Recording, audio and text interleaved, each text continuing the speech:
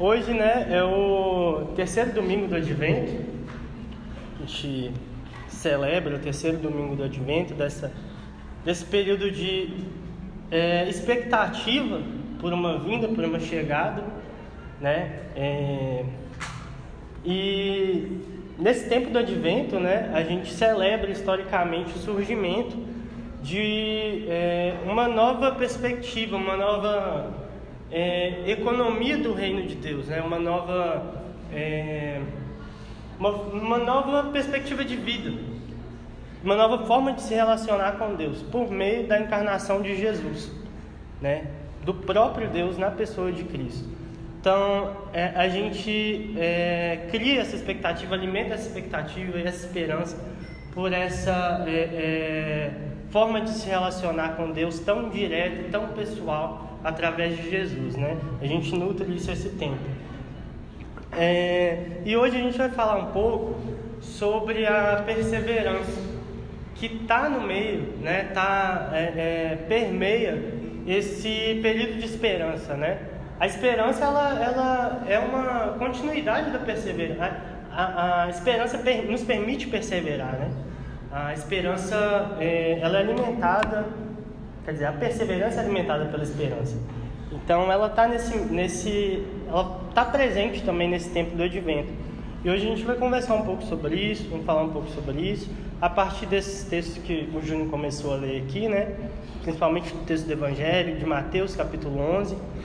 E eu queria, né, começar com uma afirmação de que até os profetas têm dúvidas, até os mais, vamos dizer assim, entre aspas, próximos de Deus, né? Até os que são mensageiros diretos de Deus, tem dúvidas, tem momentos de fraqueza, momentos de confusão de coração, né? E no caso aí, né, o texto ele apresenta a situação de João Batista. E João Batista quem era? João Batista era um primo de Jesus, viu Jesus crescer, acompanhou Jesus, provavelmente brincou com Jesus quando Jesus era criança. João Batista era filho de Zacarias, né? Zacarias era um sacerdote, então João Batista, eu imagino ali que desde criança estava sempre nesse contexto assim, de conhecer as Escrituras, de exposição das Escrituras, de envolvimento no templo. Então João Batista conhecia as profecias assim, de cor e salteado, de trás para frente, conhecia Jesus pessoalmente, Maria, né? E enfim, estava ali em todo esse contexto. E mesmo assim, João Batista, ele se questiona se Jesus era o Messias, era essa esperança, né? Era essa resposta esperada por tanto tempo e anunciada pelos profetas, né? E aí, o que Jesus fala sobre João Batista? Eu vou ler aqui porque o trecho que eu coloquei ele está incompleto. Eu acho que o verso 11 ele contribui bastante para a nossa compreensão. O que Jesus disse sobre João Batista, né? Então, o que fostes ver no deserto? Um profeta? Eu vos afirmo que sim, e mais do que um profeta. É dele que está escrito: eis que envio o meu mensageiro à tua frente, e ele preparará o teu caminho diante de ti. Em verdade vos digo que dentre os nascidos de mulher não surgiu nenhum maior do que João Batista. E no entanto, o menor no reino dos céus é maior do que ele. João Batista não era nada mais, nada menos do que a pessoa que ia preparar o caminho para o Messias. Então assim, ele sabia os sinais que tinha que esperar, né? Para confirmar que Jesus era o Messias. E mesmo assim ele tem dúvidas, né? E tem momentos, né, que a gente está no meio de tanto caos, de tanta confusão, de tanta dificuldade, do famoso deserto, né? A gente está passando pelo famoso deserto. E aqui no caso João Batista estava além do deserto literalmente que ele estava, né, que ele passou o tempo todo anunciando. Jesus estava num deserto mais seco ainda, que era na prisão, né? E preso por motivos injustos, né? Por motivos de perseguição e um momento conturbado, né? E no texto de Isaías 35, versos 3 e 4, que o Júnior também leu agora há pouco, Isaías nos convida a fortalecer as mãos abatidas, revigorar os joelhos cambaleantes e dizer aos corações conturbados, aos nossos corações conturbados: sede fortes, não temais. Mesmo diante de toda provação que a gente possa estar passando, diante de toda injustiça que a gente testemunha, que a gente acha que não vê perspectiva de fim, que tira as nossas forças mesmo, nos mostra incapazes, Isaías nos convida a fortalecer, a chamar nosso coração conturbado a se fortalecer. Então, no meio dessa exaustão aí, dessa injustiça, dessa opressão que João Batista estava vivenciando, ele se questiona, será que isso tudo que eu estou passando, estou preso, eu dediquei a minha vida inteira a pregar essa mensagem, a preparar esse caminho, eu vivi no deserto, isolado, para dedicar a minha vida a isso. E se isso não for real?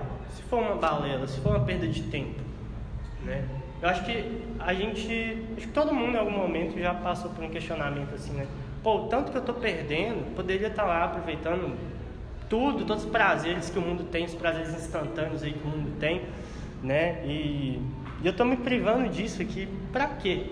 Será que... E se não for verdade? Se for uma perda de tempo? E diante desses momentos, desses questionamentos, que são agravados pelas situações de injustiça, situações de sofrimento que a gente passa, eu acho que quando está tudo bem, quando a gente está tudo frutificando, prosperando, eu acho que é mais difícil a gente se questionar, a gente questionar os motivos, por que a gente está seguindo, quando os frutos começam a aparecer. Mas quando eles não aparecem, quando está sequidão, enfim, João Batista estava em um momento parecido.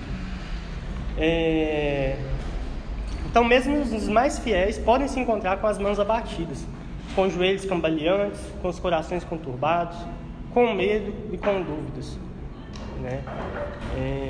E é interessante observar, um parênteses aí, como que o reino de Deus se manifesta. Se você for pensar o povo judeu ali na época, ele estava debaixo de uma opressão muito, muito intensa do Império Romano, Era uma opressão política e que atingia todos os âmbitos da vida dos judeus, a expressão religiosa, enfim, atingia tudo. E a questão financeira também, os impostos exagerados, injustos. E esse povo estava...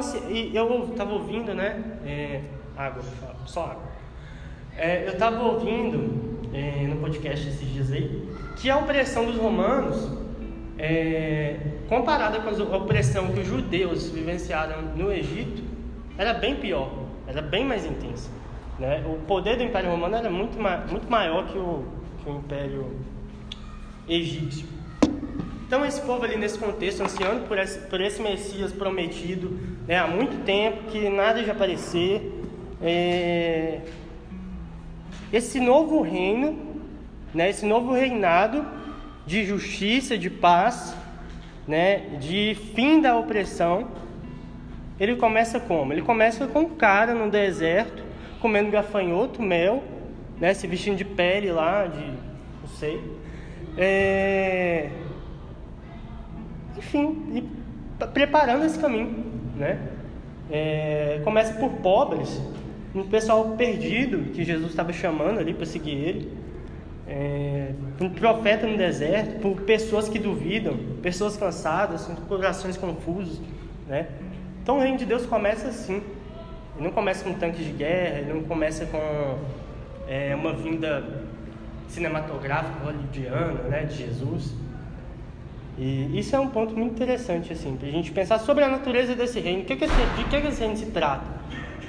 Se trata de uma vingança militar, Se trata de uma guerra armada. De que esse reino se trata? De uma dominação política, de dominação financeira, de sistema econômico perfeito, De que se trata? Isso daqui nos dá sinais, né? E João, lá na prisão, ele ouve falar sobre alguns sinais que estavam acontecendo, algumas obras de Jesus. E por mais que ali no batismo de Jesus, quando ele vê Jesus, ele fala, né, esse cara aí eu não sou digno nem de desatar os correios da sandália dele, né? Aquela certeza que João teve ali, ela é abalada aqui na prisão. E ele manda os discípulos dele, né, irem lá até Jesus e perguntar: aqui, você é mesmo esse cara, o Messias prometido?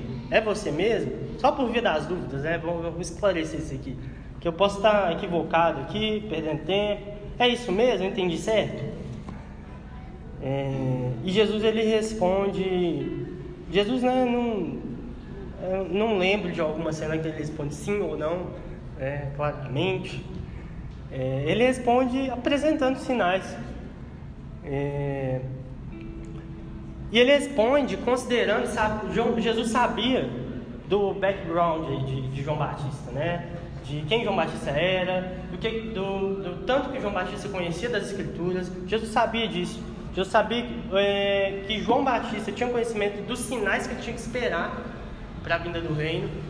E Jesus responde considerando isso, considerando a fé nutrida ali no coração de João Batista, diante da exposição das Escrituras, né? da sua exposição às Escrituras, da perseverança de João Batista até ali, né? Por mais que ele cambaleou um pouco, duvidou, mas Jesus sabia do tanto que João Batista estava nutrindo essa fé até ali, do tanto que ele estava perseverando até ali.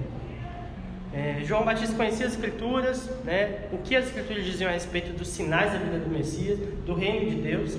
Ele queria ter certeza de que Jesus era o Messias esperado e anunciado pelas Escrituras. Ele teve dúvidas e as apresentou a Jesus.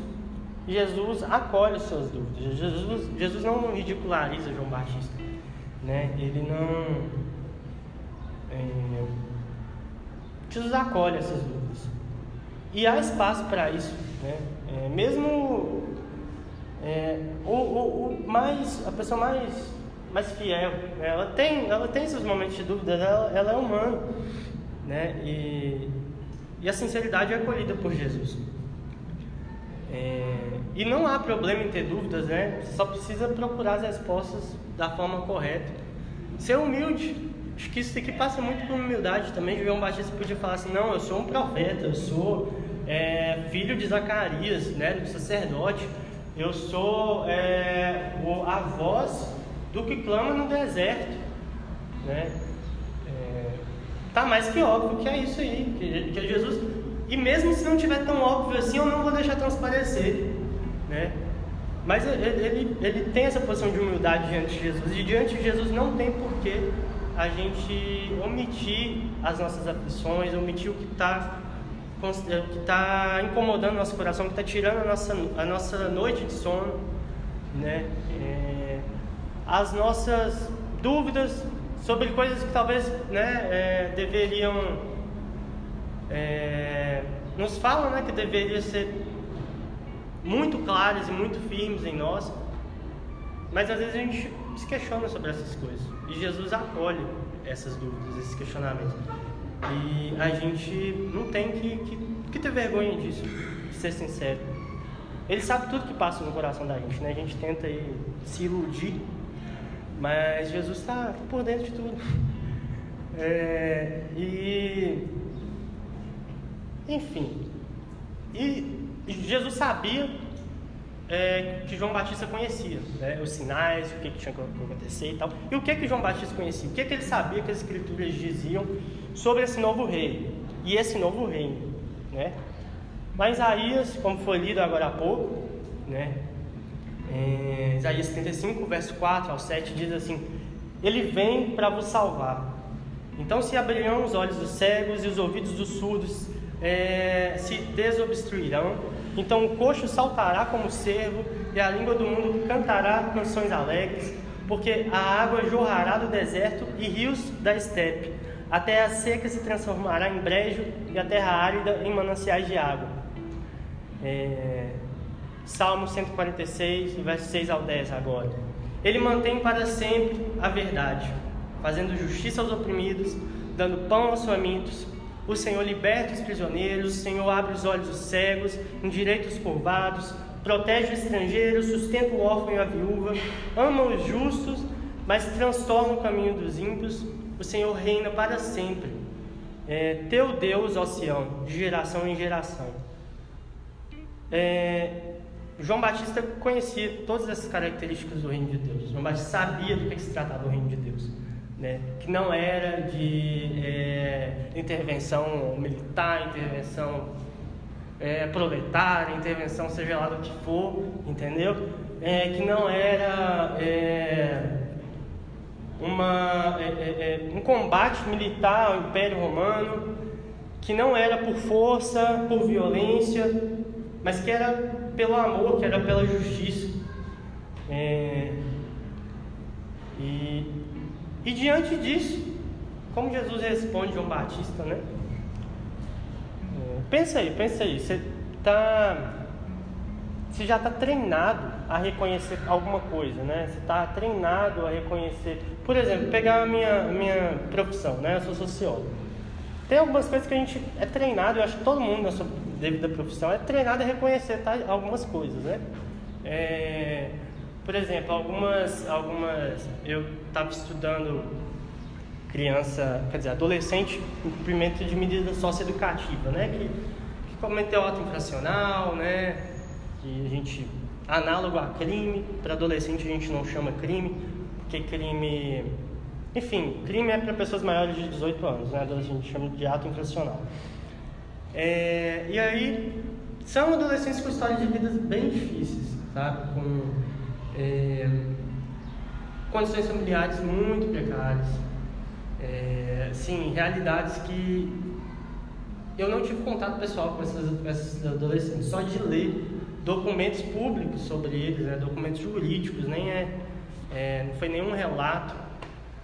Em vários eu chorei, sabe? Em vários meu olho suou, assim. Porque são realidades muito pesadas que eu imagino que eu não daria conta, entendeu? De passar por aquilo. E aí, dentro dessas realidades, dessas vivências desses adolescentes, né? Situação de abuso sexual por parentes, por pai, por mãe, situação de exposição à luz de droga, né? Muito cedo, situação de assassinato de parente próximo, vivência em contexto com concentração de violência, com boca de fumo, criminalidade e tal, enfim. E diante dessas histórias, todo esse contexto, né, eu fui treinado a identificar, né, que tal característica pode corresponder à vulnerabilidade social em tal âmbito, né? Que tal característica corresponde à vulnerabilidade social no âmbito familiar. E o que é vulnerabilidade social? Isso pode ser considerado vulnerabilidade social ou não? Então, assim, tem toda uma definição, um contexto, um conceito que a gente é treinado com base naquilo, né? Para olhar para a realidade e identificar, né? Para pensar, esse é mais vulnerável que esse, né? Esse daqui tem uma prioridade a mais de ser cuidado, ser acompanhado do que esse, enfim. João Batista, da mesma forma. João Batista ele foi treinado ali durante toda a sua vida para reconhecer esses sinais, para olhar e falar, olha, como diz os textos aqui, né, em Isaías, os cegos estão vendo, os surdos estão ouvindo, né, os coxos estão andando, né, nos Salmos também, os prisioneiros estão sendo libertos, apesar de que ele estava preso, né,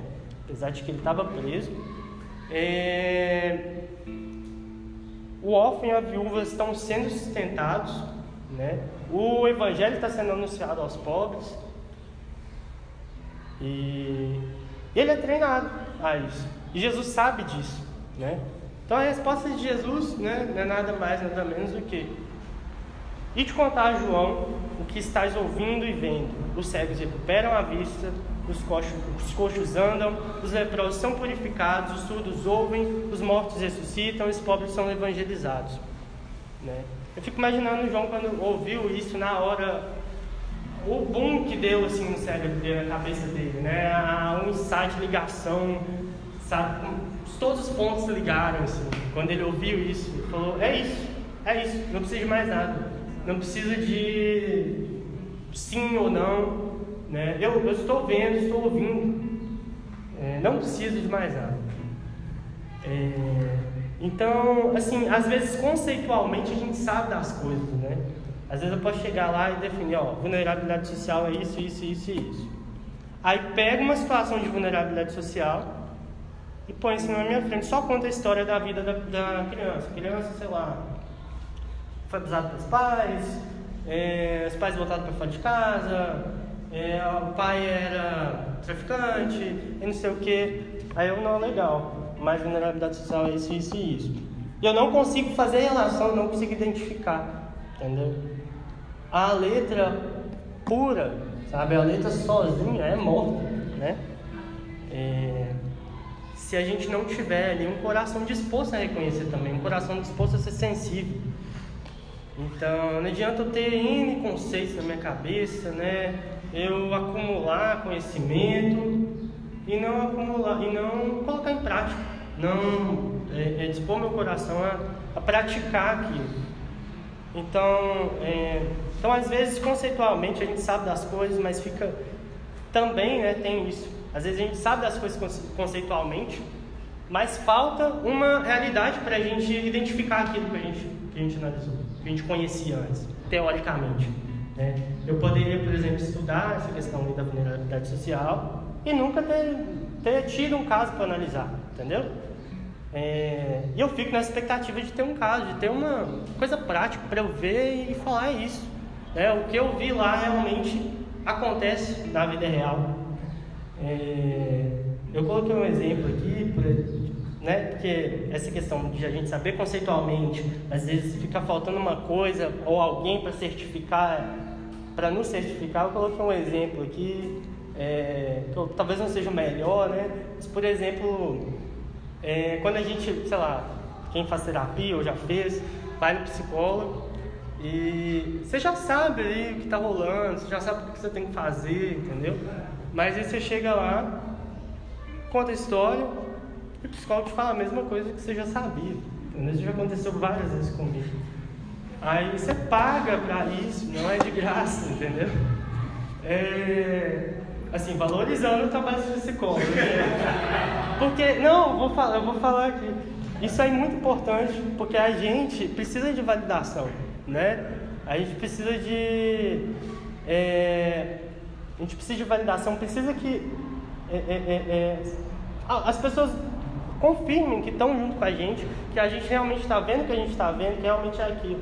Então, assim, o trabalho do psicólogo vai muito além disso, né? Mas, assim, às vezes isso acontece, isso é importante também, isso também está dentro do processo. Mas, às vezes acontece isso, a gente sabe da coisa, sabe? E, sei lá, a gente precisa de pagar para alguém mostrar isso pra gente, né? Mas, assim, tudo bem, sem desvalorizar, viu, Omar?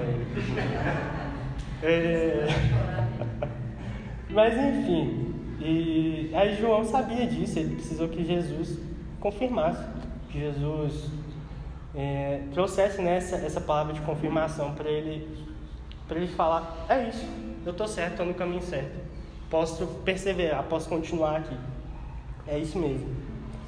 Isso dá força para a gente continuar, essas confirmações, seja alguém falando com a gente não está no caminho certo, ou seja, coisas acontecendo que mostram, sinalizam que a gente está no caminho certo, isso dá força para a gente continuar, dá perseverança, né? Nos ajuda a perseverar.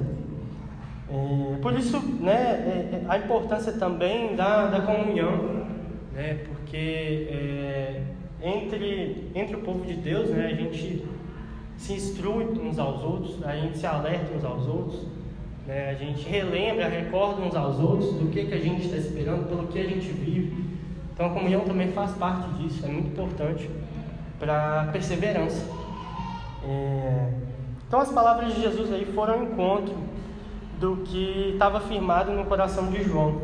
E o que estava gravado no coração dele era a esperança nas promessas de Deus, né? Promessas em relação à injustiça que João vivenciava, via e sofria, em relação ao sofrimento humano, todas as formas de opressão, toda a angústia humana, né? Toda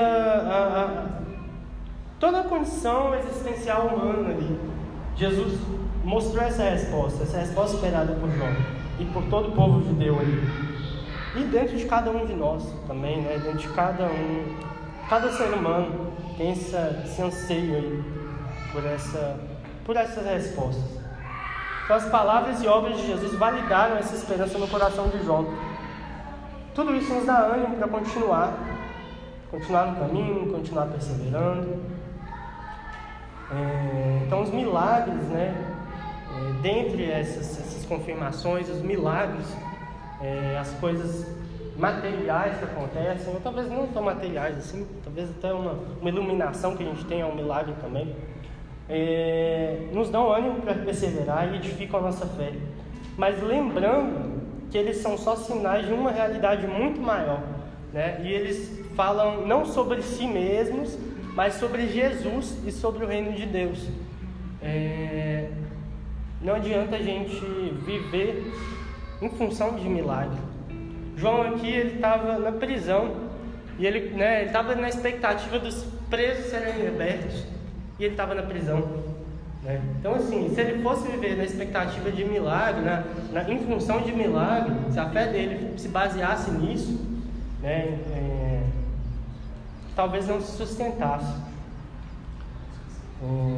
Então a gente tem que lembrar que essas confirmações, essa graça de Deus, dia após dia, né, momento após momento, conversa após conversa, confirmação após confirmação, estão apontando e estão confirmando uma realidade muito maior, né, um reino muito maior. E nesse caminho todo aí de esperar essa vinda, de nutrir essa esperança, como eu falei lá no início, retomando aqui, a perseverança, ela é muito importante. E Jesus fala, depois de falar esses sinais para João, ele fala assim: ó, bem-aventurado aquele que não se escandalizar por causa de mim. Inicialmente eu achei meio nada a ver, eu falei, não estou entendendo essa conexão aqui, né? Jesus fala aí, os cegos recuperam as vistas, os coxos andam, os leprosos são purificados, os surdos ouvem e tal, e bem-aventurado aquele que não se escandalizar por causa de mim. Aí eu fui buscar em outras versões, né? A NTLH, por exemplo, ela fala assim: e felizes são aqueles que não abandonam a sua fé em mim. A mensagem fala assim: é o que vocês estavam esperando? Isso tudo que Jesus enumerou, né? Os cegos veem, os surdos ouvirem e tal. É o que vocês estavam esperando? Então considerem-se muito abençoados, né? Muito felizes. Jesus considera João Batista ali feliz, abençoado, bem-aventurado, por ele ter perseverado e conservado a sua fé até esse momento de ouvir da boca da própria resposta dele, né, que esses sinais estavam acontecendo. Então João Batista, ele é bem-aventurado, apesar das suas dúvidas, apesar do seu coração confuso, né? Ele é considerado bem-aventurado porque ele não abriu mão, ele não descartou, ele se manteve ali firme. E Jesus chama de felizes, né, esses que são pacientes, que perseveram na esperança da chegada plena do seu reino, que não deixam de crer em suas promessas de restauração, né, de restauração da paz e da justiça concomitantemente, juntamente, ao mesmo tempo, a paz e da justiça, né? Aquela música, né? Paz sem voz não é paz, é medo. No reino de Deus, isso acontece de forma conjugada, né? Paz com voz, paz com justiça, né? Então, essas pessoas que não deixam de crer nessa realidade que é a resposta para todos os anseios do nosso coração, não deixam de crer que Ele é o Filho de Deus, mesmo quando essa verdade pareça estar em uma distância muito remota do que possamos estar vivendo, como João Batista, ele estava preso, não tinha nenhum preso ali liberto. Cadê a liberdade dos cativos, né? Quem continua, insiste na perseverança, Jesus chama de feliz. Assim também, vós esperai com paciência e fortalecer os vossos corações, porque a vinda do Senhor está próxima. Tomai como exemplo a vida de sofrimento e de paciência dos profetas que falaram em nome do Senhor. Notai que temos por bem-aventurados os que perseveraram pacientemente. Tiago 5, verso 8 e 10 e 11. Vamos tomar como exemplo esses profetas, desde Isaías, desde o salmista, desde João Batista, essa perseverança, esse exemplo de perseverança, de sofrimento, de paciência, porque a gente vai ser considerado juntamente com eles bem-aventurados. E Jesus é a confirmação esperada, Jesus é a certeza de que essas promessas vão se cumprir, ou melhor, é o cumprimento dessas promessas, né? E é uma coisa assim tão maravilhosa, se você for pensar, gente, esses princípios do reino, essa nova economia do reino, essa nova forma de vida, o reino de Deus, isso que a gente chama de reino de Deus, ela se materializou. Ela é tão real que ela se materializou em uma pessoa. É muito real. Você pode tocar nessa realidade, você pode tocar nessa justiça, nessa paz, né? De tão real que isso é. Isso já aconteceu, né? Na vinda de Jesus, há mais de 2000 anos atrás. E agora a gente anseia por essa realidade de forma plena, né? Alcançando todos os 4 cantos dessa terra, todo o coração. O que a gente precisa aí para perseverar? O que contribui com a nossa perseverança? Eu queria ler uma citação do N.T. Wright. Eu queria buscar qual livro que era, mas não deu tempo. Mas é uma citação que aponta para o que a gente deve olhar, né? Se você quiser saber quem é Deus, olhe para Jesus. Se você quer saber o que significa ser humano, olhe para Jesus. Se você quiser saber o que é o amor, olhe para Jesus. Se você quiser saber o que é o sofrimento, olhe para Jesus. Mas você não é apenas um mero espectador nesse drama, né?